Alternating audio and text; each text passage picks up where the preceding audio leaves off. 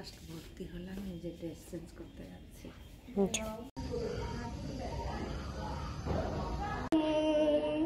Are you doing well now? Yes. Very good. এই অবস্থা আমাদের নতুন বাড়িতে।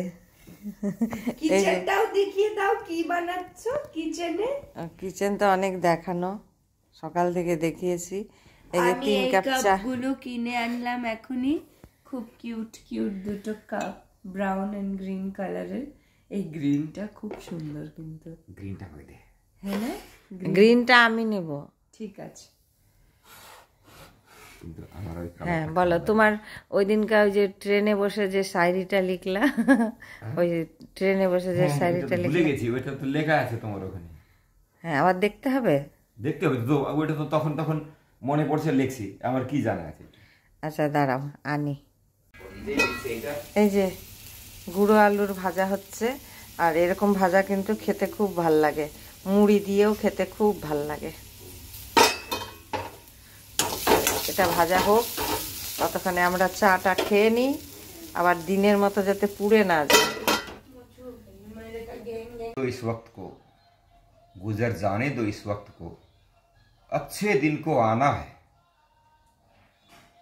गुजर जाने दो इस वक्त को, अच्छे दिन को आना है। अच्छे दिन तो ठहर न सका, बुरे दिन की क्या औकात है। वाह वाह वाह वाह। हाँ दीदी भाई, आपका क्या कहना है? दीदी भाई तो दीदी भाई है। हाँ, ये शायरी सुनकर आपको कैसा लगा? मोटिवेटेड फील हो रहा है। हाँ अच्छा, बहुत अच्छा लगा। बहुत और आपको बोलकर कैसा लगा? मुझे बोलने से भी ज्यादा, मैं वो दिन ये नर्सिंग होम में बैठ के बोर हो रहा था, तो मैंने मेरे सोना से कहा आप अपनी डायरी और पेन दे दो, मैं कुछ लिखूंगा। तो मैंने उनके सामने ही लिखा था ये, इसीलिए याद नहीं रहा। वो कह रही थी जी मुझे वो शायरी सुना ना तुमने लिखा, तो मुझे अब भूल गया था मैं, तो वही वो डायरी देख के पढ़ के बोल रहा था मैं। तो कैसा लगा आपको? इसमें और संशोधन करना है, मैंने किया नहीं, वो तो उसी वक्त लिखा था मैंने। तो ठीक है, चलिए हो गया। अब मेरा सब्जी जल रहा है, दिन को भी सब्जी जल गया था। आज तो जला तो मैं नहीं खाऊंगी, कसम बोल। যে বুড়ো মানুষ খাওয়ার অ্যাক্টিং করছে।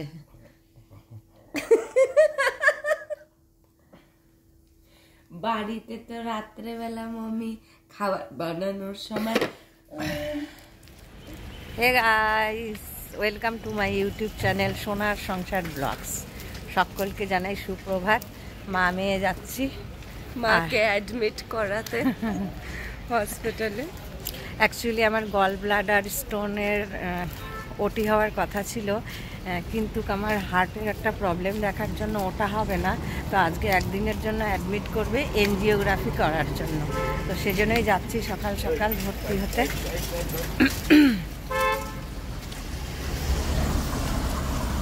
আমরা যে ফ্ল্যাটটা নিয়েছি তার থেকে একদম 2 মিনিটের ডিস্টেন্সেই আছে নেউটিয়া গেটওয়েল।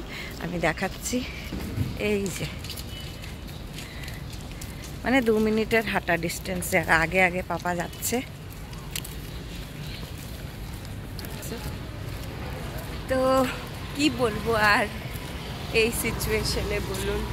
অল্প স্ট্রেসেও আছি আমরা, দেখি কি হয় আজকে, কি বলে ডক্টরস এনজিওগ্রাফি করে।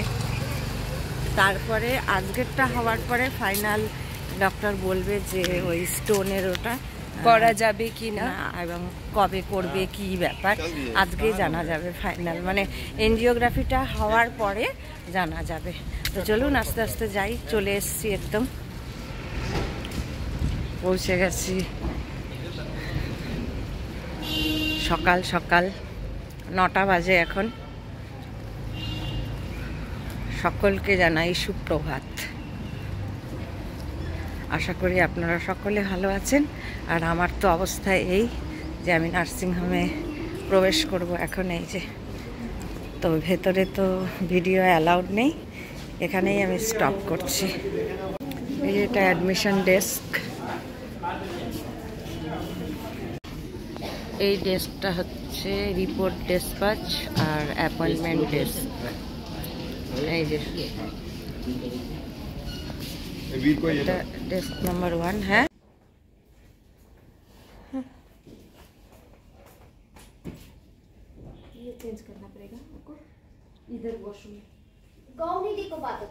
এখানে বিপি ইএসআর টেস্ট হচ্ছিল এবং আমি এখানে এসেছিলাম 9টার সময়। আধা ঘন্টা 1.25 ঘন্টার মধ্যে আমাকে বেড দিয়ে দিয়েছিল। তো এই যে আমার এখানে কিছু ফটো তোলা হয়েছিল, সেগুলোই দিচ্ছি। আর কিছু কথা আপনাদেরকে আমি জানিয়ে রাখছি। এবং আমরা কিন্তু কিছুই জানতাম না এই সময় যে এটা আমার এনজিওপ্লাস্টি হবে। আসলে আমাদের উদ্দেশ্যই ছিল যে আমার গল ব্লাডারে স্টোন হয়েছে সেটা অপারেশন করা, কিন্তু সেটা করতে গিয়ে যে এমন ক্রিটিক্যাল অবস্থায় পড়ে গেলাম সেটা কি আর বলবো। মানে এই গল ব্লাডার স্টোনের জন্য বিভিন্ন রকমের টেস্ট করতে হয়। সেই সব টেস্টগুলি যদি ক্লিয়ার থাকে তবেই ডাক্তার ওটি করবেন। এবং 7 তারিখে ডেট দিয়েছিল আমাকে অপারেশন করবে এবং 6 তারিখে ভর্তি হতে হবে। তো আমি আগের ভিডিওতে দেখেছি যে 6 তারিখে আমার ভর্তি হয়নি, কারণ আমাকে ডাক্তার বলেছে যে একজন কার্ডিওলজি দেখাতে এবং তার ক্লিয়ারেন্সটা লাগবেই। তো যার জন্য আমার 6 তারিখে হয়নি। 6 তারিখে আবার আমি কার্ডিওলজি দেখাই, টেস্ট করাই। সেখানে কিছু ডিসপুট ছিল, কিন্তু এটা যে এত ভয়ঙ্কর রূপ নিবে আমরা কেউই বুঝতে পারিনি। কারণ আমিও এই এনজিওগ্রাফি কী, এনজিওপ্লাস্টি কী, এই সমস্ত জিনিস সম্বন্ধে কিছুই ধারণা নেই। পরে জানতে পারলাম যে স্ট্রোক হলে বা যদি হার্টের ব্লকেজ থাকে তবেই এই টেস্টটা করা হয়, কিন্তু এই অপারেশনের আগে আমরা কিছুই জানতাম না। সেজন্য আমি দিব্যি বিনা টেনশানেই গিয়েছিলাম যে গল ব্লাডারে স্টোন, এটা তো মামুলি ব্যাপার, সকলেরই হয় আজকাল, তো অপারেশন হয়ে যাবে। কিন্তু এবং ভেবেছিলাম যে এই যে কার্ডিওলজির যে এই টেস্টটা দিয়েছিল এনজিওগ্রাফি, এটা সাধারণ একটা হার্টের একটা টেস্ট হবে, তো তারপরে ঠিক হয়ে যাবে। মানে কোনো ধারণাই ছিল না যে এটা এত পেনফুল এবং এত ক্রিটিক্যাল পজিশনে আমি চলে গিয়েছিলাম। সেটা আর কি বলবো, যে মানে আমার এমন সিচুয়েশান ছিল, এটা যদি ধরা না পড়তো তাহলে আমার আয়ু 3 মাস ছিল। কিন্তু যাই হোক, এটা ধরা পড়েছে এবং তারপর ডাক্তার এটা দেখলো যে আমার করোনারি আর্টারিতে বেশ বড় রকমের ব্লকেজ রয়েছে 2টো।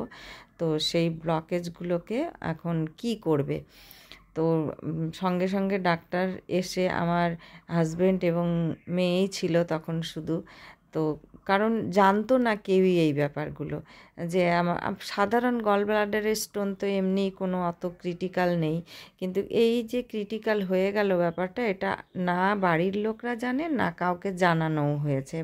এবং সেই সময়টাও পাইনি যে ফ্যামিলির লোকদেরকে জানাবে বা একটা কোনো সেকেন্ড ওপিনিয়ন নিবে, সেই সময়টাও পাইনি। ডাক্তারবাবু বলেছেন যে 5 মিনিটের মধ্যে ডিসিশন নিতে হবে, কারণ আমার প্রচণ্ড পেন হচ্ছিল, অনেকটাই সময় পার হয়ে গেছে এবং ব্লিডিং হচ্ছিল। তো সেই জন্য তখন আর কিছুই করার ছিল না। এবং তখন আমার মেয়ের মেডিকেলের বন্ধু ছিল একজন, তাকে ফোন করে সমস্ত ফটো এগুলো দেখানো হলো এবং সে একদম স্যাঙ্গুইন হয়ে গেল, কারণ ও এই ডিপার্টমেন্টেই কাজ করে আর কি, তো একজন মেডিকেল ইঞ্জিনিয়ার আর কি। তো ও স্যাঙ্গুইন হয়ে মেয়েকে বলল যে হ্যাঁ, এটারই আগে অপারেশন করতে হবে। তো সেই অনুযায়ী সে সব কিছু গাইডলাইন দিয়ে দিয়েছিল, সেই মতোই আমার মেয়ে এবং হাজব্যান্ড কাজ করেছে এবং ডাক্তারকে অনুমতি দিয়ে দিয়েছে। এবং সেই সঙ্গে গল ব্লাডার স্টোন করবার জন্য যে ডাক্তারের সাথে আমরা দেখা করেছিলাম, ওনার সাথেও এটা নিয়ে কথা হয় এবং উনি বলেছেন যে না, এরকমভাবে এই গল ব্লাডার স্টোনের অপারেশন করা যাবে না, আগে হার্টের ব্যাপারটা দেখতে হবে, তারপরে আফটার 6 মান্থ এই গল ব্লাডারের স্টোনটা রিমুভ করা যাবে। তো সেখান থেকে অনুমতি নিয়ে আমার হাজব্যান্ড ওখানে বনসই করে দিল এবং তারপরে আমার এনজিওপ্লাস্টি হলো এবং হার্টের 2টো স্টেন বসানো হয়েছে। এই যে এখানে ফটো দিয়ে দিয়েছি যে আমার অপারেশন হয়ে গেছে এবং ডাক্তার বলেছেন যে অপারেশন সাকসেস হয়েছে। এখানে ভিজিটিং টাইম শেষ হয়ে গেছে, কিন্তু আমি মেয়েকে ছাড়ছিলাম না। আর এই যে বড় মেয়েও খবর পেয়ে মুম্বাই থেকে তারপর দিনই একদম ভোরে চলে এসছে। ও আমার জন্য একটা ফুলের তোড়াও নিয়ে এসেছিল ব্যাগে করে, গার্ডরা দেখতে পায়নি। যাই হোক পরে গার্ডরা দেখতে পেয়ে কিন্তু ফুলের তোড়াটি নিয়ে নিয়েছিল। এই যে আমি একটা ফটোও তুলেছি তোড়া নিয়ে। তো এই হলো আমার গল ব্লাডারের স্টোন থেকে এনজিওপ্লাস্টির গল্প। তো এখনও আমি রিস্কি জোনেই আছি, তাও স্বাভাবিক হওয়ার চেষ্টা করছি এবং ধীরে ধীরে কথা বলছি।